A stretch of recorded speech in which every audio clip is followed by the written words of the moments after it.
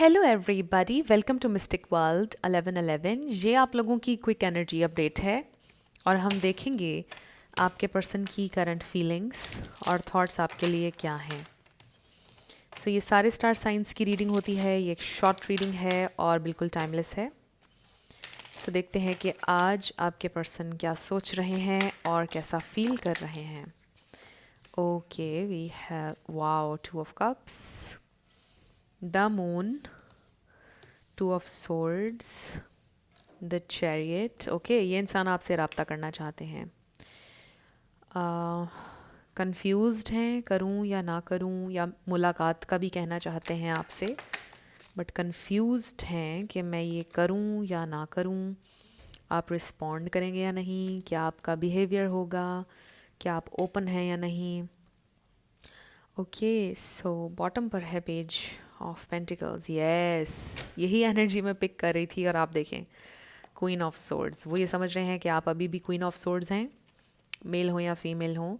उनको लगता है कि वो ये ऑफ़र आपको अगर देंगे तो मे बी अब आप उनको एक्सेप्ट ना करें। कोई इस तरह का फियर है और कन्फ्यूजन है, बट नो मैटर व्हाट, जितनी भी चाहे उनको कन्फ्यूजन है, वो करेंगे आपको रीच आउट। सो इस वक्त ये इंसान सिर्फ़ और सिर्फ रीच आउट के मामले में कंफ्यूज हो रहे हैं।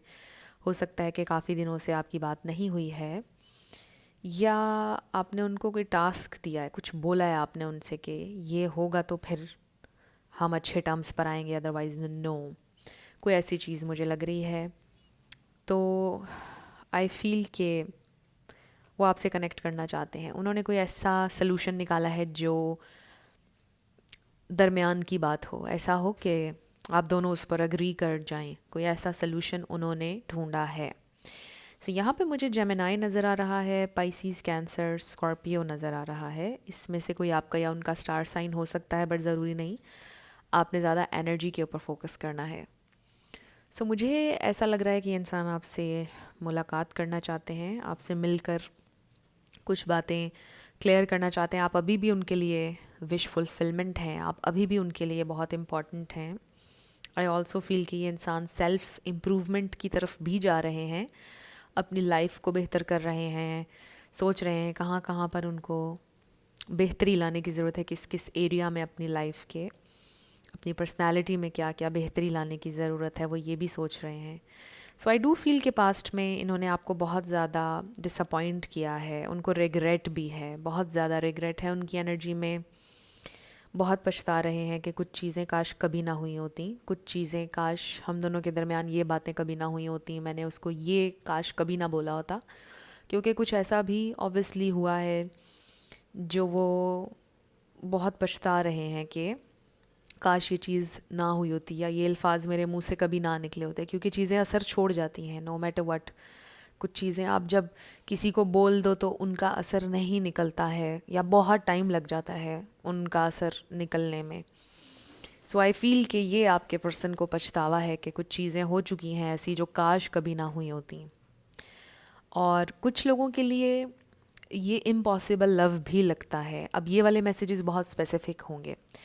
एक तो ये मैसेज भी आ रहा है कि मे बी आपके पर्सन ऑलरेडी मैरिड हैं और उनको ये दुख है कि काश आप उनकी ज़िंदगी में बहुत पहले आए होते, काश चीज़ें इस तरह ना हुई होती, काश हम दोनों ऐसे टाइम पर ना मिले होते, काश बहुत पहले आप आ जाते उनकी ज़िंदगी में तो आज चीज़ें बहुत डिफरेंट होती। सो इसलिए भी बड़ी कन्फ्यूजन है, बड़ा डर है आपको परस्यू करने में। हालांकि वो आपसे बहुत प्यार करते हैं, बट डर और कन्फ्यूजन आपको कांटेक्ट करने में इसलिए है क्योंकि वो ऑलरेडी एक रिश्ते में हैं, और कैसे वो आपके साथ इस ताल्लुक़ को आगे बढ़ाएं उनके लिए बड़ा डिफ़िकल्ट है। सो ये मैसेज बहुत स्पेसिफिक था, ये सबके लिए नहीं था, बट कलेक्टिव के लिए यही मैसेज आ रहा है कि ये इंसान आपसे मुलाकात करना चाहते हैं, आपसे बात करना चाहते हैं, आपसे फ्रेंडशिप कभी नहीं तोड़ना चाहते हैं, बस आपसे दूर नहीं जाना चाहते हैं। अभी फ्यूचर का भी कुछ बहुत ख़ास उन्होंने सोचा नहीं है, बट कुछ बेबी स्टेप्स लेने का सोचा है जो बेहतरी की तरफ लीड करें आप दोनों को, और एक बेहतर डायरेक्शन में इस कनेक्शन को लेकर जा सकें। कुछ ऐसे स्टेप्स लेने का उन्होंने सोचा है, बट कुछ बहुत ह्यूज, अभी कोई बहुत बड़ा फ़ैसला उन्होंने नहीं किया है। बट ये बहुत क्लियर है कि आपकी ज़िंदगी से वो नहीं जाना चाहते हैं। सो ये आपकी क्विक एनर्जी अपडेट थी। कुछ भी आपके लिए हेल्पफुल रहा मुझे आप बताइएगा कमेंट सेक्शन में। मैं मिलूँगी आपसे नेक्स्ट वीडियो में। Till then, love you lots, bye bye.